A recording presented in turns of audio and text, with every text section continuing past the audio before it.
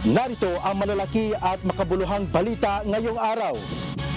Hataw Balita Ngayon. Naging matagumpay at nakumpleto ang isinagawang 9 na araw na pagpapatrolya ng Philippine Coast Guard gamit ang kanilang 97-meter vessel na BRP Teresa Magbanwa sa karagatang sakop ng Bajo de Masinloc mula noong February 1 hanggang February 9, 2024. Sa kabila ito ng naitalang panghaharas mula sa mga barko ng Chinese Coast Guard vessel sa barko ng PCG. Ngunit para sa PCG, maituturing pa ring matagumpay ang isinagawang misyon kung saan nasa 100 mangingisda sa 14 na fishing boat ang nabigyan ng food pack at grocery assistance bilang tulong sa ating mga kababayang mangingisda sa paligid ng Bajo de Masinloc. Hataw Balita Ngayon. Pinag-aaralan ngayon ng Commission on Elections o COMELEC ang panawagan ng publiko, lalo na ang mga overseas Filipino workers o OFWs na ibalik ang pag-i-issue ng Voters ID.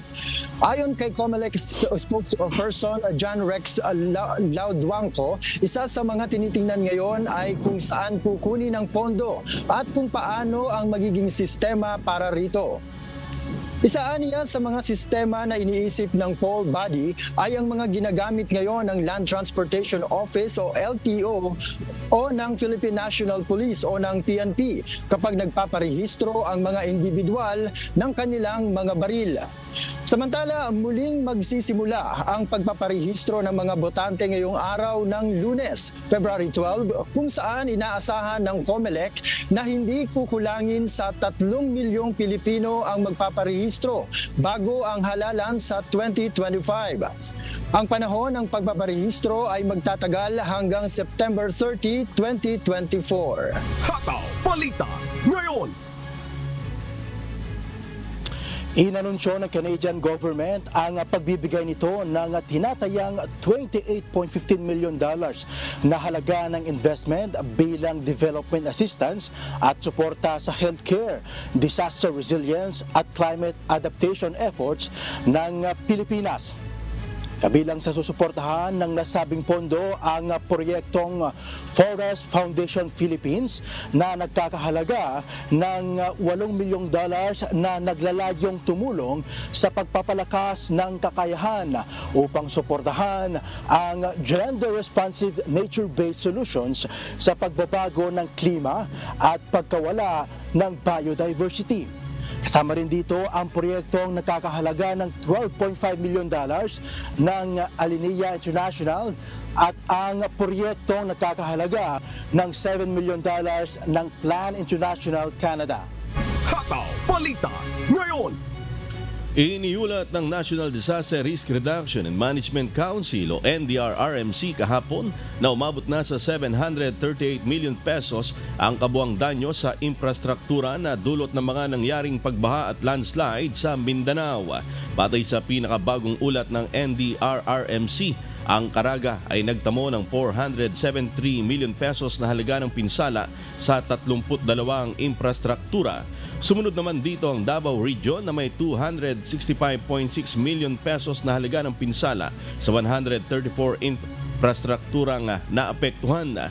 Ayon sa NDRRMC, nasa 96 na mga kalsada at 16 na tulay din sa Northern Mindanao, Davao Region at Caraga ang nananatiling hindi madaanan hanggang kahapon. Hataw Balita Ngayon. Nakumpiska sa isinagawang drug buy-bust operation ang nasa mahigit 15 milyong pisong halaga ng umano'y iligal na droga sa Barangay Santo Domingo, Vinzons, Camarines Norte. Sa pinagsanib na puwersa ng Vinzons Municipal Police Station at ng Philippine Drug Enforcement Agency o PDEA Region 5, nasabat ang tinatayang 2,200 grams ng hinihinalang shabu at 40 gramo ng cocaine. Naaresto naman ang 2 high-value targets ng pulisya na kinilalang sina alias Lon, 38 anyos at Ian, 39 years old mula sa Pasacao, Camarines Sur. Hataw Balita Ngayon. Inihayag ng isang opisyal ng National Economic and Development Authority o NEDA ang plano ng pamahalaan na magbigay ng targeted subsidy para sa agricultural sector ng bansa.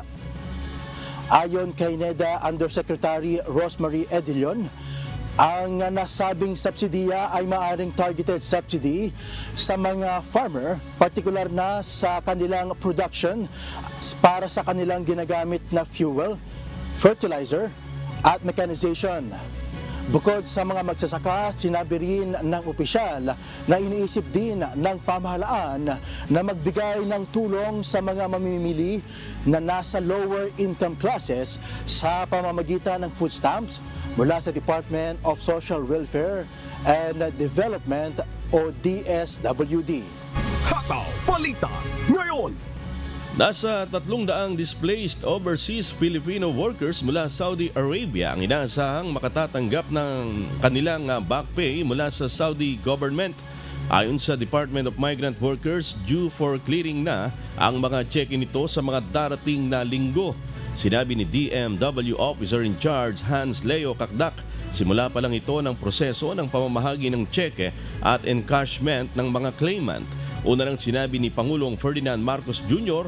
na nagsimula na ang pagbabayad sa nasa 1,100 OFW noong Enero. Hataw Balita ngayon. Sinabi ni Israeli Prime Minister Benjamin Netanyahu na sapat na ang bilang ng nasa 132 na nananatiling bihag na Israeli sa Gaza upang magbigay linaw sa patuloy na digmaan ng Israel sa rehiyon. Binanggit din ni Netanyahu na isa sa bawat sibilyang Palestino ang pinaslang para sa bawat miyembro ng Hamas na napatay sa Gaza. Ayon sa health authorities sa Gaza, nakontrolado ng Hamas, tinatayang mga 28,000 Palestino na karamihan ay mga sibilyan ang namatay sa rehiyon mula nang magsimula ang tunggalian noong Oktubre. Hataw Balita ngayon. Pinuna ng matataas na Western officials si former United States President Donald Trump kahapon matapos niyang ipahiwatig na ang US ay maaaring hindi ipagtanggol ang mga kaalyado ng NATO na hindi naglalaan ng sapat na depensa laban sa isang potensyal na pagsalakay ng Russia. Sa isang pahayag, sinabi ni NATO Secretary General Jens Stoltenberg ang anumang pahayag na ang mga kaalyado ay hindi magtatanggol sa isa't isa ay sumisira sa seguridad nilang lahat.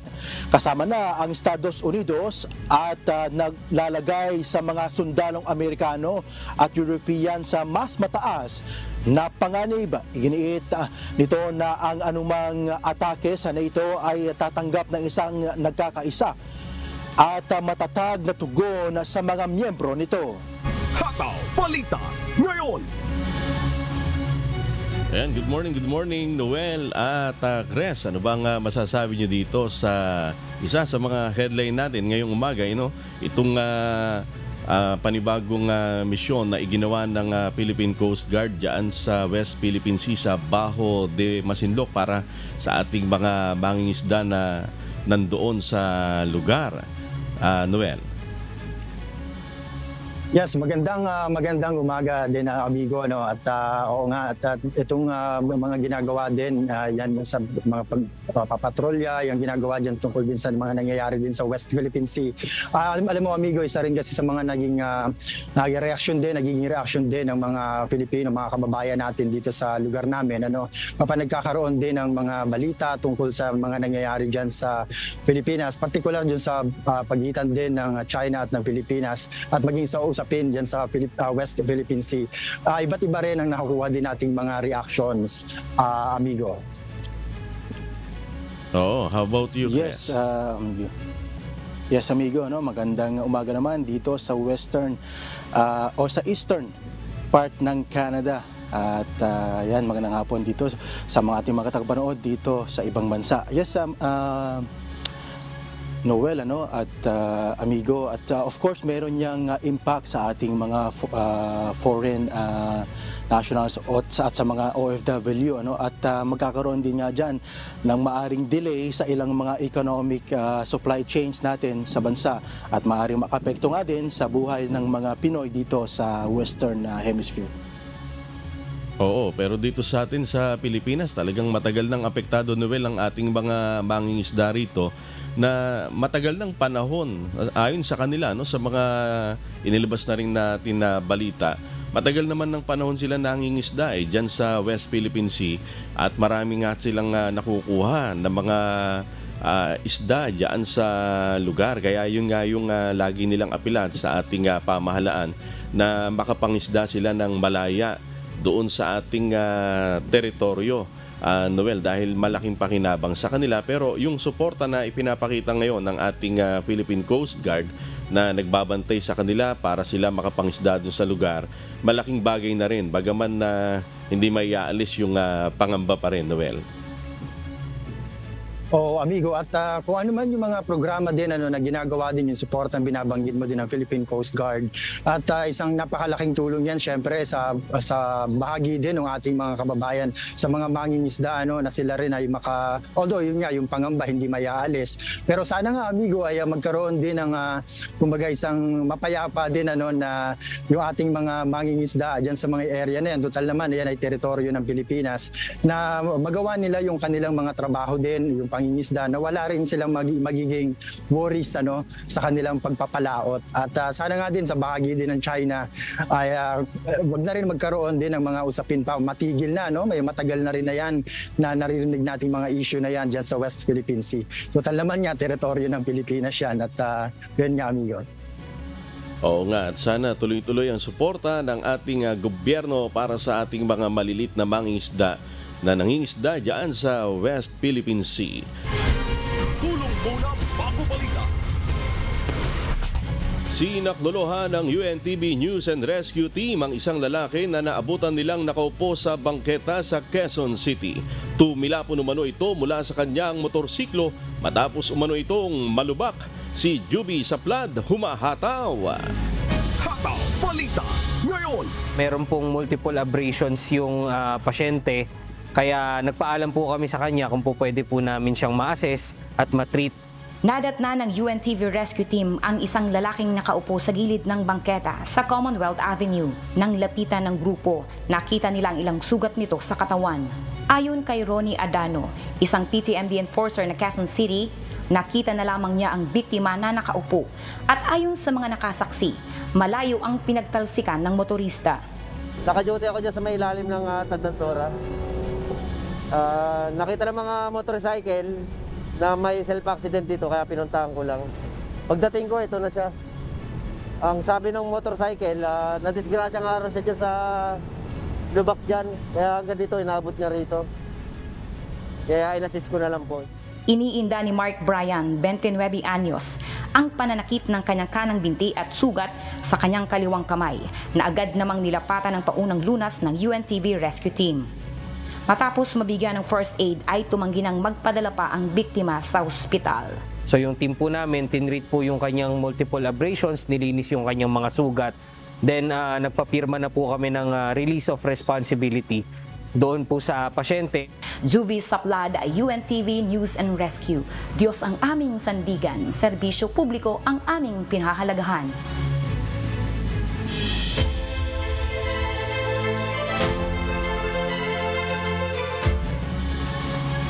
Meron po tayong good news sa lahat ng mga motorista. Matitigil na po ang 5 magkakasunod na oil price hike nitong mga nakaraang linggo. Dahil sa posibleng may ipatupad na panibagong bawas o rollback sa presyo ng mga produktong petrolyo ang mga kumpanya ng langis. Bukas, araw ng Martes, yan ay February 13. Sa inisyal na pagtaya ng mga oil company, maaaring bumaba ng 70 sentimos hanggang 90 sentimos ang presyo ng kada litro ng gasolina. Habang posible namang magkaroon ng 10 sentimos hanggang 30 sentimos na bawas presyo sa kada litro ng diesel. Sa kerosene naman, inaasahan na magkakaroon ng rollback na umaabot ng 20 sentimos hanggang 40 sentimos sa kada litro nito. Ngayong araw, posibleng i-anunsyo ng mga kumpanya ng langis ang final price adjustment na ipatutupad bukas. Nauna nang sinabi ng Department of Energy na maaaring bunsod ng pagtaas ng oil production sa Estados Unidos ang ipatutupad na rollback na sinasabayan naman ng pagbaba ng demand nito sa mundo. Hataw Balita ngayon.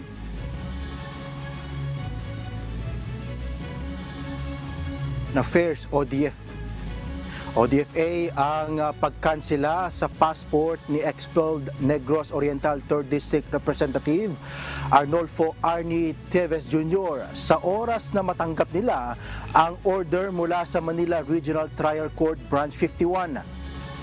Ayon kay DFA Undersecretary Eduardo De Vega, sa oras na makansela na ang passport ni Teves, ipapaalam ng ahensya sa bansa kung saan nandoon si Teves na canceled na ang passport ng dating kongregista. Ang naturang bansa na umano ang bahala kung idedeklara nilang illegal alien si Teves at kung aarestuhin nila ito. Ito, aniya, ang isa sa paraan para maging undocumented si Teves dahil magiging hindi na valid ang pasaporte nito. Binanggit din naman ng opisyal na kakausapin nila ang iba't ibang embahada ng bansa para matukoy ang mismong kinaroroonan ng pinatalsik na mambabatas kahit na naunang naiulat na nasa Timor-Leste ito. Nauna nang iginiit ng abogado ni Teves Jr. na si Attorney Ferdinand Tapacio na hindi pa pinal ang kautusang inilibas ng korte sa Maynila na agarang pagkansela ng pasaporte ng kanyang kliyente. Binigyan din nito na humahanap na sila ng mga legal na paraan para mabaliktad ang inilabas na desisyon ng Manila Regional Trial Court. Hataw Balita ngayon. Nagpahayag ng kanyang posisyon ang iba't ibang party list representative sa Kamara ukol sa isinusulong na pag-amyenda sa konstitusyon o charter change. Si Ako Bicol Party List Representative Raul Angelo Bongalon na miyembro ng House Committee on Constitutional Amendments nananawagan sa mga senador na pakinggan ang layunin ni Pangulong Ferdinand Marcos Jr. Ayon sa mambabatas, inaasahang magpapabilis sa pagunlad ng ekonomiya ng Pilipinas ang sinasabing hakbang. Samantala, para naman kay House Deputy Minority Leader Act Teachers Party List Representative Franz Castro, posible umanong mapasukan ng political provisions ang charter change kung saan maaaring isama rin dito ang term extension. Binigyang diin din ni Castro na may mga mambabatas din anyang nagtutulak nito sa Kamara at Senado. Pakinggan po natin ang pahayag ni House Deputy Minority Leader Act Teachers Party List Representative Franz Castro. Kasi meron na nagsulong yan eh. Marami na tayong makasamahan sa House of Representatives at mukhang dito sa Senate meron na rin nagsusulong noong mga political provisions. Nauna nang sinabi ni Pangulong Marcos Jr. na sa sentro lamang sa economic provisions ang planong pag-amyenda sa konstitusyon.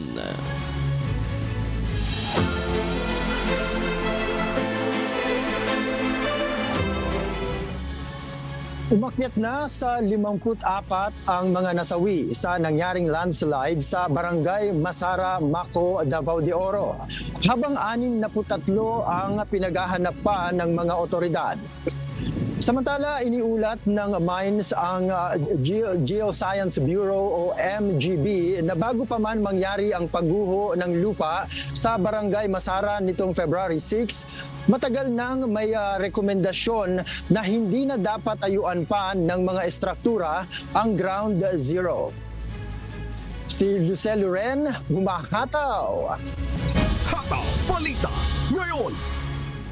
Bawat araw, nadaragdagan ang mga bilang ng mga bangkay na nahuhukay sa malawakang landslide na nangyari sa Zone 1 Barangay Masara, Maco, Davao de Oro.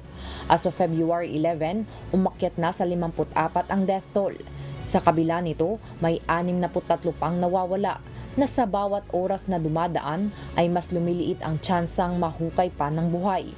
Dahil dito, walang humpay ang search, rescue, and retrieval operation sa pag-asang may mga kagaya pa ng 3 taong gulang na batang babae na himalang nakaligtas matapos ang 3 araw na pagkakabaon sa guho. Katulong ng rescuers ang SAR K-9 ng Philippine Coast Guard na si APA sa pagtukoy sa mga posibleng kinaroroonan ng mga natabunan. Ang Aspin Golden Retriever din ang nakalocate sa 3 taong gulang na batang survivor. Nasa stable na itong kondisyon pero sumasailalim pa rin sa ilang eksaminasyon. Miyero daw na miyero na katabi ng bata, and then the ate. So parang may vacuum, kaya doon may hangin para sa kanya, may pocket space para sa kanya. Samantala, ayon sa Mines and Geosciences Bureau o MGB, bago pa man ang landslide sa Barangay Masara nitong February 6, matagal nang may rekomendasyon na hindi na dapat tayuan pa ng bahay at mga istruktura ang ground zero. Nilinaw din ng ahensya na walang kinalaman ang minahan na nag-ooperate sa barangay sa nangyaring landslide. Ang mga lupa kasi dyan is made up of volcanic plastics, no? So ito po yung mga bato dati na sa pagputok ng mga bulkan, and it is easily being weathered and eroded. Barangay Masara was already identified. Even yung area po na nag-landslide was already identified as a critical area. So in 2008, we all know na nagkaroon na po ng ganitong klaseng pagkahulog ng lupa. That is why it was already recommended, no, na maging na siya, a no-build zone. Ayon naman sa provincial government, matagal nang inabisuhan ang mga residente na delikado ng tirhan ang pinangyarihan ng landslide. Pero may mga pinipili pa ring manirahan sa lugar. Sinabi ni Davao de Oro Governor Dorothy Gonzaga na isa sa prioridad nila ngayon ang agad na mahanapan ng ibang lugar na malilipatan ang mga apektadong residente, lalo na ngayong hindi magamit ng mga estudyante ang mga paaralang ginagamit na evacuation center ng mga lumikas. Hihirapan lang po tayo talaga sa MACO kasi wala pang definite na recommendation ang MGB kung saan natin sila pwedeng ilipat. Lucille Ren, humahataw sa Balita Ngayon. Hataw Balita Ngayon. Hindi survivor sa landslide. Ito ang nilinaw ng nanay ng 2 buwang gulang na sanggol na unang napabalitang nakaligtas sa malawakang landslide sa Marco, Davao de Oro. Ayon sa nanay ng bata, dinala ito sa ospital dahil sa pagtatae at dehydration. Pero naantala, aniya ang pagbaba nila galing sa kanilang tinitirahan dahil sa nangyaring landslide.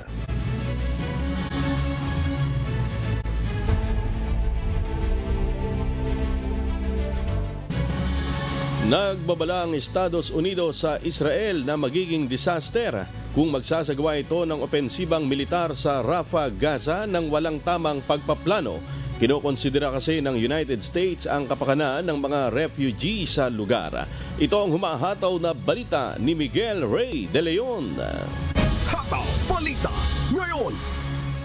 Sinabi ng White House na hindi nito susuportahan ang major operations ng Israel sa timog na syudad ng Gaza kung hindi nito ikokonsidera ang mga refugee sa lugar. Nasa 1.5 milyong Palestino ang nasa Rafah at nasa malalang humanitarian conditions ang mga ito.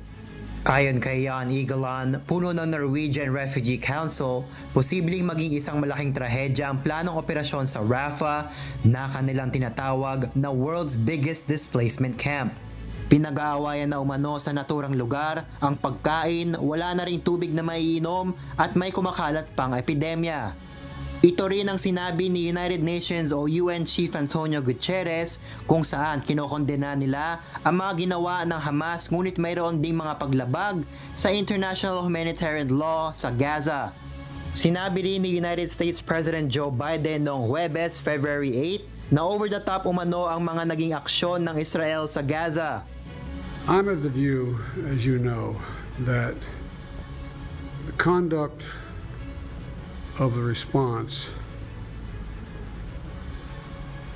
in the Gaza Strip has been over the top. Samantala, nasawi ang nasa 15 tao sa nangyaring airstrike ng Israel noong Biyernes.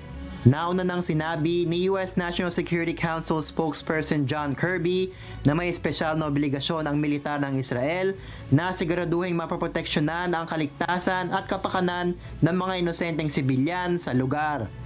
Miguel Rey de Leon, humahataw sa Balita Ngayon.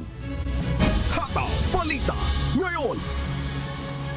Ipinahayag ni dating United States President Donald Trump na hihikayatin niya ang Russian attack sa alinmang miyembro ng North Atlantic Treaty Organization o NATO kung mabibigong magbayad ng mga bayarin nito bilang bahagi ng Western Military Alliance. Ito ang humahataw na balita ni Raven Campos. Hataw Balita Ngayon. Sa isang rally nitong Sabado, February 10, ipinahayag ni dating US President Donald Trump na minsan niyang sinabi sa isang leader na hindi niya poprotektahan ang isang bansa sa likod ng mga bayarin nito at hihikayati ng mga agresor na gawin ang anumang gusto nila. Nangako naman ng mga miyembro ng North Atlantic Treaty Organization o NATO na ipagtatanggol nito ang alinmang inaataking bansa na nasa bloke. Samantala, ayon naman sa pahayag ng White House spokesperson, ang mga nasabing komento ay kakilakilabot at walang kabuluhan. Matagal na ring kritiko ang Republican President pagdating sa NATO dulot ng excessive financial burden sa United States dahil sa paggarantiya nito ng depensa para sa 30 iba pang nasyon. Sa kasalukuyan, si Trump ang paboritong kandidato ng Republican at muling inaasahang tatakbo bilang Pangulo sa nalalapit na eleksyon sa Estados Unidos. Raven Campos, humahataw sa Balita Ngayon. Hataw Balita Ngayon. Inimbestigahan ng Brazilian police ang ilang top aides ni former President Jair Bolsonaro dahil sa umunoy planong kudeta at pagtatangkang paligtarin ang resulta ng dagdaang eleksyon noong 2022. Kasamang hinulhog ng mga investigador ang bahay at opisina ng mga ito. Bagaman hindi target ng search warrant ang dating Pangulo, kinumpiska pa rin ang pasaporte nito. Mula sa Grand Prairie, Canada, may humahataw na balita si Jeffrey Reyes live. Hataw Balita Ngayon. Jeffrey, sino-sinong top aides ba ni Bolsonaro ang kabilang sa iniimbestigahan? Yes, magandang araw, Chris. Sa bisa ng warrant ay hinalugog nga ng pulis ang mga bahay at opisina ng mga sangkot sa planong kudeta. Kabilang sa subject ng 33 searches si General Walter Braga Neto na running mate ni Bolsonaro noong 2022 elections, former Advisor General Augusto Heleno, former Justice Minister Anderson Torres at Liberal Party Head Valdemar Costa Neto. Naglabas rin ng 4 na preventive warrant ang korte kung saan kabilang sa nabigyan ng former Special Advisor on International Affairs Felipe Martins. Base sa 135 pages Supreme Court documents ay malinaw na di umano na alam ni Bolsonaro ang tangkang kudeta at ang planong baliktarin ang resulta ng halalan upang makapanatili ito sa kapangyarihan. Inakusahan rin ng pulisya ang grupo ay naghahanda na mag-akusa ng voting fraud upang paganahin at gawing lehitimo ang intensyon o intervention ng militar. Nakahanap rin umano ng katibayan ang mga pulis sa mga ginanap na pagpupulong ng grupo at ang patuloy na paghasik ng duda ni Bolsonaro sa sistema ng halalan sa bansa. Bagamat hindi mismo target ng warrant search si Jair Bolsonaro, gayunman ay kinumpiska naman ang pasaporte nito. Kres, kaugnay nito, una nang nagsagawa ng search ang Federal Police sa 2 anak ni Bolsonaro kasama ang Chief Intelligence na si Alexander Ramagem. Balik sa iyo, Kres.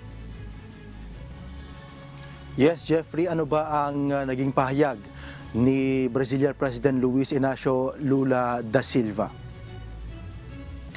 Chris, bagamat tumanggi na magbigay ng pahayag ang Pangulo, sa kaso na ito sa korte na daw at naniniwala ito na may kinalaman si Bolsonaro sa nangyaring kaguluhan noong January 8. Naniniwala rin ito na dapat imbestigahan ang maraming tao na sangkot sa planong kudita.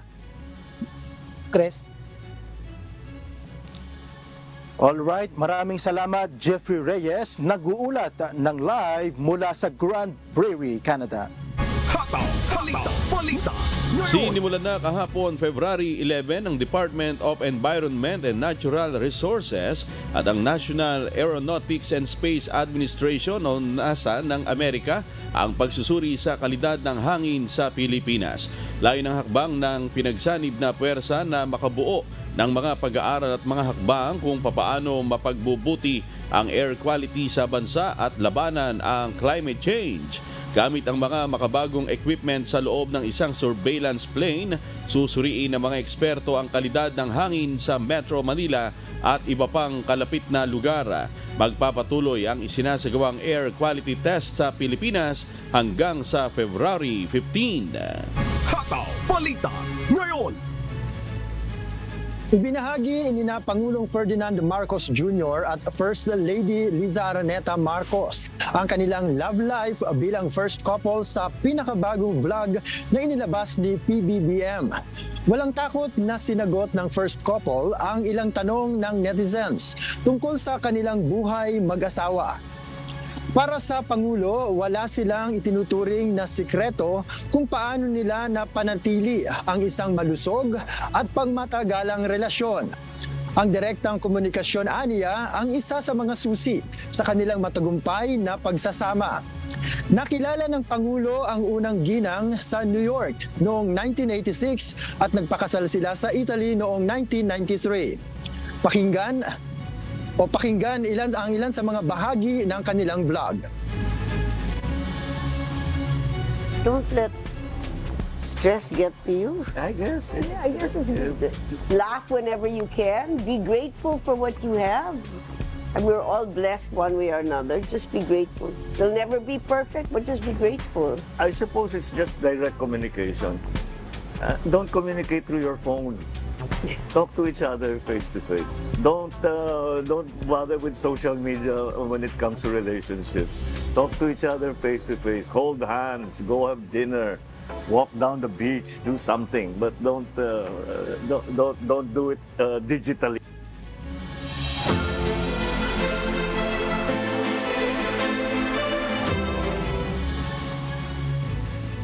Isang Cessna plane ang nag-emergency landing sa isang barangay sa Malolos, Bulacan nitong Sabado. Sinasabi nagkaroon ng fuel shortage at engine failure ang eroplano kaya nagdesisyon ang piloto na lumapag sa kagustuhan na makaligtas sila sa plane crash. Si Nestor Torres, humahataw! Hataw Balita ngayon! Nakaligtas sa kamatayan at sa pagsabog ng sinasakay nilang Cessna 152 ang dalawang sakay na piloto. Bandang alas 2 ng hapon itong Sabado, February 10, nang biglang mag-emergency landing ang nasabing eroplano sa isang palayan sa Barangay Barihan, Malolos, Bulacan.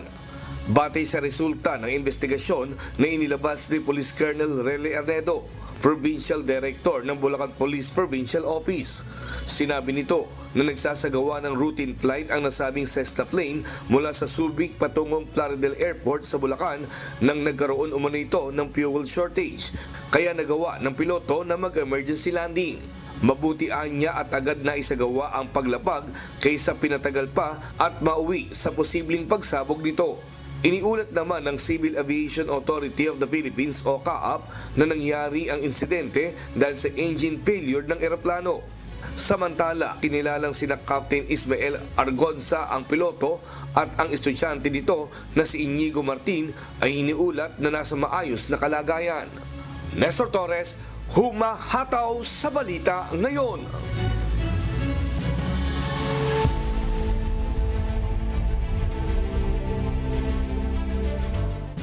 Posibleng bumaba sa negative 6 degrees Celsius ang temperatura sa ilang bahagi ng United Kingdom sa susunod na linggo habang magiging 16 degrees Celsius na mas mainit naman sa ilang bahagi ng bansa. Bunso nito hinimok ni Caroline Abrahams, ang charity director ng Age UK, ang mga nakatatanda na gawin ang lahat ng kanilang makakaya upang manatiling mainit at ligtas habang bumababa ang temperatura. At mula sa Winnipeg, Canada, may humahataw na balita si Erica Luzong live. Hataw Balita ngayon. Erica, gaano ba kalamig ang temperatura ang mararanasan ng UK sa mga susunod na araw? Sherwin, ipinapakita ng bagong cold weather maps na posibleng tamaan ng negative 6 degrees Celsius na Arctic blast ang Britanya sa susunod na linggo. Bababa ang temperatura sa ilang bahagi ng bansa, habang sa ibang bahagi naman ay magiging 16 degrees Celsius na mainit kumpara sa ibang lugar. Sa hilagang Scotland, magiging negative 4 degrees hanggang negative 2 ang temperatura sa susunod na Biyernes, kasama ang mga lungsod ng Aberdeen at Inverness. Sa timog ng Scotland at hilaga ng England, makararanas din ng sub-zero na temperatura. Gayunpaman, hindi masyadong nag-iiba ang temperatura sa timog-kanlurang bahagi ng England, kung saan umaabot ito sa 10 degrees Celsius. Sa London, inaasahang magiging 6 degrees ang temperature, samantalang sa Wales at Midland, posibleng umabot ito sa 7 degrees Celsius.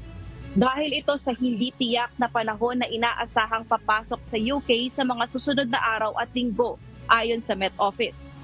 Bunsod nito, magsasara ang mga paaralan at magkakaroon ng pagkaantala sa biyahe dahil sa mga babala sa panahon. Inaasahan pa ang mas maraming snow, yelo at ulan sa lugar. Balik sa iyo, Sherwin.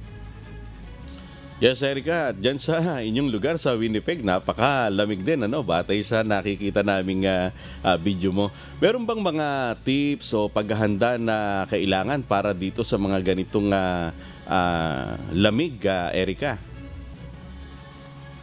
Oo, Sherwin, katulad na lang dito sa Winnipeg, ngayon ang temperature namin ay negative 4 degrees Celsius, pero feels like negative 9. Katulad din sa UK, ginagawa rin namin dito tuwing malamig ang weather, sinisigurado namin na tuwing lalabas kami ng bahay ay naka-bundle up kami. Meron kaming makakapal na jacket na suot, merong hat or makapal na toque at mga gloves. Ganon din sa UK. Pwede rin na maiwasan natin ang paglabas-labas kung hindi naman importante yung ating mga pupuntahan. Yan, Sherwin, balik sa iyo. Ayun, maraming salamat, Erica Luzong, live mula sa Winnipeg, Canada, na one of the coldest cities sa North America. Hataw Balita ngayon. Bumigit sa inaasahan ang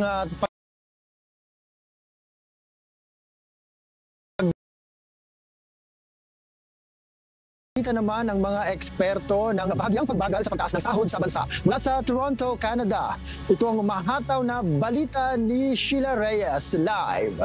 Hataw Balita ngayon. Hello Sheila, bakit hindi ine-expect ang nangyaring karagdagan sa mga trabaho sa Canada at ano ang epekto nito sa ekonomiya ng bansa? Hello Noel, batay sa forecast na 15,000 jobs sa Canada. Ngunit noong nakaraang buwan, halos doble nito ang naging job growth, kung saan nasa 37,300 ang nadagdag na mga trabaho ayon sa report ng Statistics Canada na inilabas noong Biyernes, February 9. Taliwas din ito sa inaasahan ng mga ekonomista na pagtaas ng unemployment rate sa 5.9% mula sa 5.8% noong December. Nitong January 2024, ang unemployment rate ay bumaba sa 5.7%, na siyang kauna-unahang pagbaba sa loob ng 13 buwan. Ayon din sa naturang job report, nagkaroon naman na bahagyang pagbagal sa wage growth ng bansa na kasabay ng job growth. Ito ang naging dahilan upang di muna magbaba ng interest rates ang Bank of Canada ayon sa mga ekonomista. Simula pa noong Hulyo ng nakaraang taon, nanatili sa 22-year high na 5% ang key overnight rates dahil sa pagsusumikap ng Bank of Canada na maibaba ang inflation rate sa target nito na 2%. Balik sa iyo, Noel.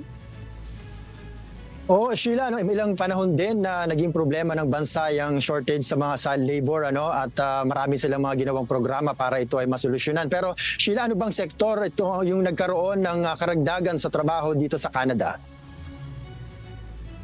Noel, nangunguna ang part-time work na nanggagaling sa services sector sa mga karagdagang trabaho na naitala dito sa Canada noong January. Bukod dito, naitala naman ng pinakamalaking dagdag sa sektor ng wholesale and retail na sinundan ng finance-related jobs. Noel? Alright, sige. Maraming salamat, Sheila Reyes mula sa Toronto, Canada.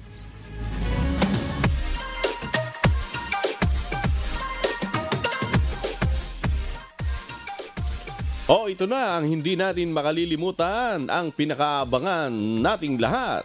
Noel, pwede bang bumate? Pwede! Narito ang pagbati ng ating kababayan.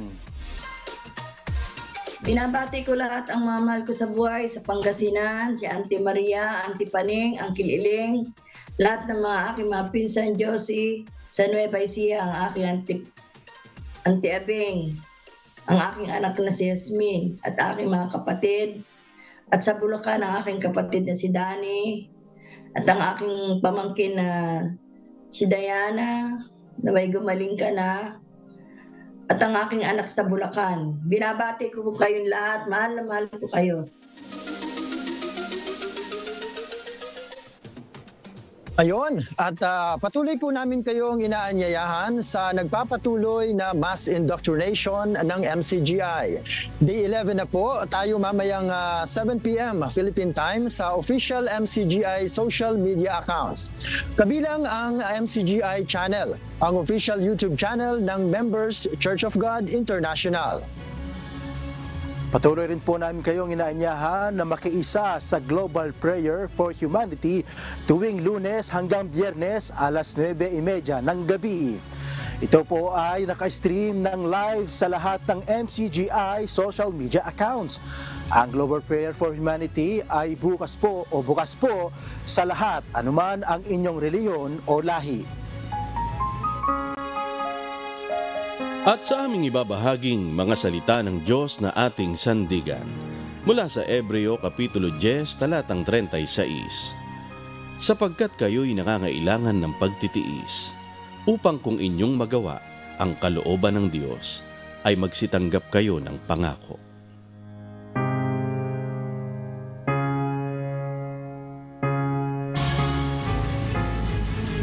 At yan po ang mga humahataw na balita ngayong umaga ng Lunes, 12 sa buwan ng Pebrero 2024.